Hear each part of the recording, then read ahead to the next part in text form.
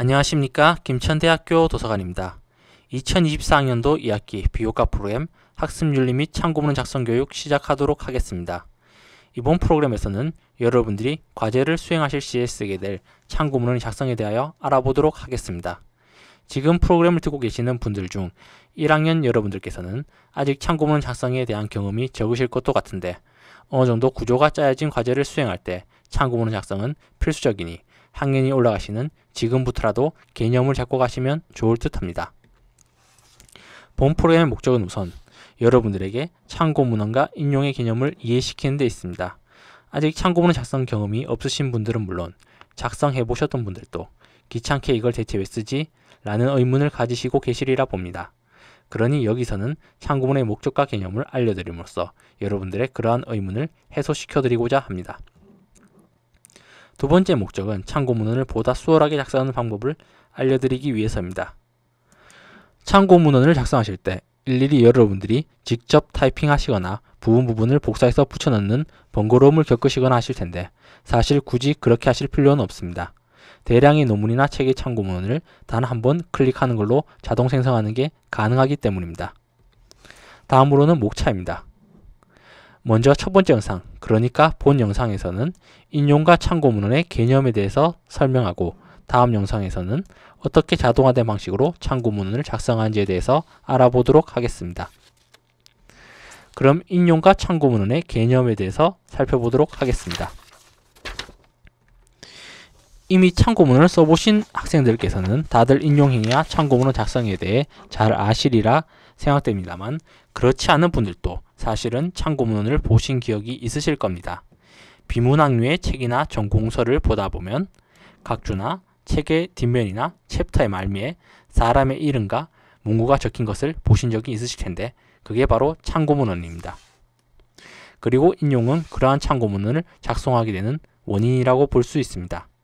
각치우 형식으로 써야 하나 아니면 저렇게 따로 페이지를 마련해야 써야 하냐는 논문이라면 각 학술지 투고 기준에 따라서 과제라면 교수님의 성향에 따라 바뀌게 될 테니 이는 사전에 잘 알아보시고 그에 따르시면 됩니다. 그럼 인용은 대체 무엇일까요? 인용이란 남의 말이나 글을 자신의 말이나 글 속에 끌어쓰는 행위입니다. 그럼 인용은 왜 하는 걸까요? 당연하다면 당연하지만 여러분들의 주장의 근거로 사용되는 모든 사실을 직접 조사하고 확인하기는 힘듭니다. 그렇게 첫 번째로 인용은 여러분들의 글에 필요한 사실의 보충을 위해서 필요합니다. 두 번째로는 일반화된 명제, 그러니까 모든 A는 B다와 같은 형태의 명제나 혹은 당위적인 이야기, 즉 C는 올바르다 같은 이야기를 여러분들이 하더라도 그 말이 대단히 상식적인 수준의 이야기가 아니라면 받아들여지지 않을 겁니다. 당연하지만 저런 류의 명제는 사실 확인이 극히 어렵기 때문에 적어도 그걸 확인할 수 있는 능력이나 경험이 있는 사람이 있을 때 겨우 받아들여집니다. 즉 권위가 필요하다는 것입니다. 인용은 그러한 권위를 가져오기 위해서도 필요합니다. 세 번째로는 자신의 글에서 인용될 일반의 명제를 권위자가 하지는 않았다 하더라도 여러 사람들이 그 명제를 지지하는 이야기를 했다면 자신이 일반화된 명제를 말하는 데 발생하는 부담과 책임이 감소하게 될 것입니다. 인용의 다른 이유들도 여럿 있겠지만 학술적 인용의 경우 크게는 이 정도로 볼 수 있을 것 같습니다. 그렇다면 인용한 것을 참고문헌으로는 왜 표현하는 걸까요? 참고문헌을 쓴 이유는 첫 번째로 표절의 방지를 위해서입니다. 인용문의 출처를 밝히지 않는다면 그 모든 조사와 연구를 오로지 글쓴이가 한 것처럼 받아들여지게 되고 이때 여러분들이 TV에서 흔히 보시게 될 논문 표절 시비에 걸리게 됩니다. 두 번째로는 참고문헌은 인용을 했을 때 그 인용이 사실인지 아닌지 확인할 수 있는 접근점을 마련해 줍니다. 당연한 거지만 자신의 논거를 맞게 하기 위해 일부러 조작하여 인용하거나 아예 없는 참고문헌을 지어내서 인용할 수도 있습니다. 그렇게 해당 논문을 심사하는 심사자나 독자 입장에서는 최소한 그 논문의 중요한 뼈대를 이루는 인용의 진위 여부를 확인할 필요가 있고 또 그 인용의 출처에 접근할 수 있도록 하는 조치가 글쓴이 입장에서는 필요합니다. 그럼 인용은 어떠한 상황에서 사용될까요? 얼핏 여러분들이 논문을 쓸 때나 과제를 할 때만 사용될 것이라고 생각하실 테지만 사실 인용은 여러 분야에서 사용됩니다. 먼저 여러분들이 쓰실 과제나 논문을 포함한 학술활동이나 학습활동에서 사용됩니다. 두 번째로는 종교활동에도 인용은 빈번하게 사용됩니다. 가령 목사님, 신부님, 스님의 설교라는 건 경전의 인용과 해석이 근간을 이룹니다. 특정 종교의 성직자가 경전을 벗어난 이야기를 하거나 오인용을 범한다면 그게 이단이고 사이비가 됩니다. 그렇듯 종교활동의 근간 역시 이러한 인용을 통해 이루어진다고 할 수 있습니다. 세 번째로는 법원의 공판에서도 인용은 핵심적입니다.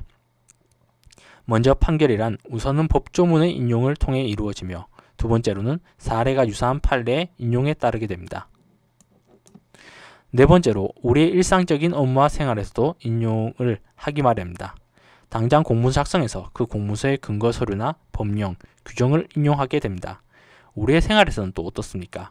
여러분들은 유명 정치인이나 셀럽의 말을 인용하여 상대를 즐겁게 해주기도 하고 이런저런 논쟁을 벌이기도 합니다. 만약 여러분들이 친구에게 정치 현안에 대해 주장할 때 그것이 유명 정치인이나 정치평론가의 말과 글을 인용하지 않고 여러분 자기 생각만을 그대로 주장하게 된다면 상대는 귀담아 듣지 않을 것입니다. 이렇듯 인용은 단순히 학술적인 활동에서만 사용되는 것이 아니라 우리의 생활 전반에 녹아 있습니다. 물론 여기서는 그런 인용 일반에 대해서 이야기하지는 않을 것입니다. 포인트는 어디까지나 여러분들의 연구 및 학업과 관련된 학술적 인용에 대해서입니다. 물론 인용의 대상이 되는 것들은 어떤 것들이 있을까요? 당연하지만 친구가 했던 이야기, 식당 옆에 앉은 누군지도 모르는 사람들의 대화, 인터넷에서 실체를 알 수 없는 농객의 이야기는 인용의 대상이 될 수 없습니다. 그런 것들은 실체가 불분명하고 신뢰가 떨어지기 때문입니다. 글쓴이의 능력이 입증되지 않았으며 굳이 과장이나 거짓이 들어간다는들 문제가 되지 않기 때문입니다. 그래서 인용은 신뢰를 확보한 출판물들을 통해서 하게 되는 경우가 대부분입니다. 그러니까 학술지 논문, 학위 논문, 책, 정부나 연구기관의 보고서가 이런 것들일 것입니다. 웹페이지를 인용할 때는 많은 주의가 필요합니다. 홈페이지라면 정부기관이나 기업, 대학 연구소 홈페이지, 개인 블로그나 SNS라면 유명 학자나 전문가가 자기 분야에 관련하여 이야기한 것이라면 인용할 만합니다. 근거의 원천이 되거나 매우 신뢰할 만하기 때문입니다. 위키 중에서도 꼼꼼하게 참고문헌을 작성하고 있는 위키피디아는 신뢰할 만하다고 생각합니다. 하지만 익명으로 작성한 웹 커뮤니티의 글이나 딱히 해당 분야의 전문가도 아닌 사람이 쓴 블로그나 SNS 글, 가심용 위키라면 인용의 가치가 없습니다. 인용의 가치가 있는 웹페이지는 정리하자면 다음과 같은 조건이 있다고 볼 수 있습니다. 첫 번째로 공적이거나 신뢰성이 있는 기관의 홈페이지인가, 두 번째로 사적인 홈페이지나 블로그라면 또 SNS라면 본인의 실명을 공개하고 쓴 글인가, 그리고 글의 내용에 있어 글쓴이가 전문가이거나 전공자인가, 위키라면 신뢰할 만한 참고문헌을 근거로 제시하여 작성되었는가. 웹페이지는 위의 조건들을 만족할 때 비로소 인용이 가능하다고 봅니다. 물론 아예 웹페이지의 인용을 금지하는 교수님도 계시니 이건 미리 알아보셔야 할 듯합니다. 그럼 다음으로는 인용을 했다면 그를 어떻게 나타내야 하는가에 대해서도 살펴보도록 하겠습니다. 이 부분 앞에서 살펴보았으니 간략하게 이야기하고 넘어가도록 하겠습니다. 우측에 보이시는 참고문헌의 경우 자신이 인용했던 문헌을 리스트로 만들어 일정한 순서에 따라 나열하는 방식이고, 좌측에 보이시는 인용 주석의 경우 자신이 인용한 부분에 각주를 달아서 어떠한 문헌을 인용했는지를 표기하는 방법입니다. 과제에 따라서는 둘 중 하나를 요구할 수도 있고 둘 다를 요구할 수도 있으니 잘 알아보시고 작성하시기 바랍니다. 인용을 한다고 했을 때 이를 어떤 식으로 표현하느냐도 문제입니다. 인용이라는 건 여러 가지 형태로 나타날 수 있습니다. 학부 레포트 수준에서 특정한 형식을 정확하게 맞추기를 요구하지는 않습니다만 그래도 교수님에 따라서 이를 요구하거나 대학원 과정에서 필히 양식을 요구하니 아시면 좋을 듯합니다. 이야기한 대로 인용은 일정한 규칙에 따라서 작성되게 됩니다. 이는 학회나 단체들마다 저마다 규약을 통해서 정하게 됩니다. 다만 번거롭게 모든 학회가 각자 저마다 규칙을 가지고 있냐면 그건 아닙니다. 대표적인 양식을 그대로 쓰거나 혹은 그 양식을 약간 커스터마이징해서 쓰는 정도가 사실은 대부분입니다. 그래서 여기서는 그러한 대표적 양식 몇 가지를 살펴보고자 합니다. 먼저 심리학이나 사회학 분야에서 많이들 쓰이는 APA 양식, 어문학 등 인문학 분야에서 많이 쓰이는 MLA 양식, 그리고 의학 및 보건학 분야에서 많이 쓰이는 밴쿠버 양식에 대해서 살펴보도록 하겠습니다. 먼저 APA 양식에 대해서 살펴보도록 하겠습니다. APA 스타일은 미국 심리학회에서 1929년에 제안된 양식입니다. 미국 심리학회가 영어로 American Psychological Association, 즉 APA 양식은 말 그대로 미국 심리학회 인용 양식이라는 말입니다. APA 스타일은 심리학과 사회과학 등에서 널리 사용되고 있는 인용 스타일로 연구자들의 연구물의 상호 교환을 도우며 출판사들의 전자적 연결을 간편하게 해줄 용도로 만들어져 있습니다. 인용 양식은 그 출판물의 종류에 따라 다르긴 한데 APA 양식이라면 공통된 특징이 있습니다. 제일 먼저 저자가 나오고 다음에는 연도에 가로를 쳐서 쓰고 그 다음에는 제목이 나오는 것입니다. 이것만 보면 이게 어느 양식인지 대충 짐작할 수 있습니다. 다음으로는 MLA 양식에 대해서 살펴보도록 하겠습니다. MLA 스타일은 현대 언어학회에서 1951년에 제안된 스타일입니다. 현대 언어학회가 영어로 Modern Language Association 입니다. 이것도 APA처럼 그냥 현대 언어학회 양식이란 말입니다. MLA 스타일은 인문학 분야에서 널리 사용되는 양식인데 그 외에 교양 잡지나 간행물들에서도 사용되고 있습니다.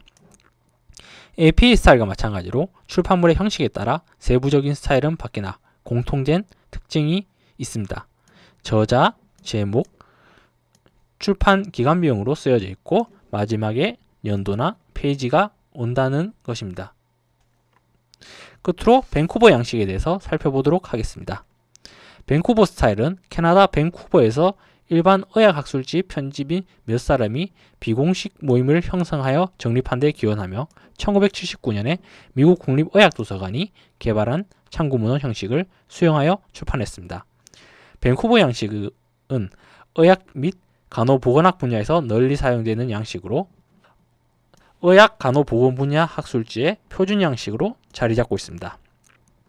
밴쿠버 양식의 공통된 특징으로는 저자, 제목, 발행지 순으로 나타난다는 것이며 참고 문헌으로 따로 페이지를 마련하여 작성될 경우에는 앞에 가로 순번이 붙는다는 것 역시 특징입니다. 인용과 참고 문헌의 개념은 여기까지 살펴보도록 하겠습니다. 다음 영상에서는 실제 자동화된 방식으로 참고문을 작성하는 방법에 대해 알아보도록 하겠습니다. 그럼 다음 영상에서 뵙겠습니다. LMS로 시청하시는 분들께서는 밑에 영상을, 유튜브로 시청하시는 분들께서는 다음의 영상을 클릭하여 주시기 바랍니다. 그럼 다음 영상에서 뵙도록 하겠습니다.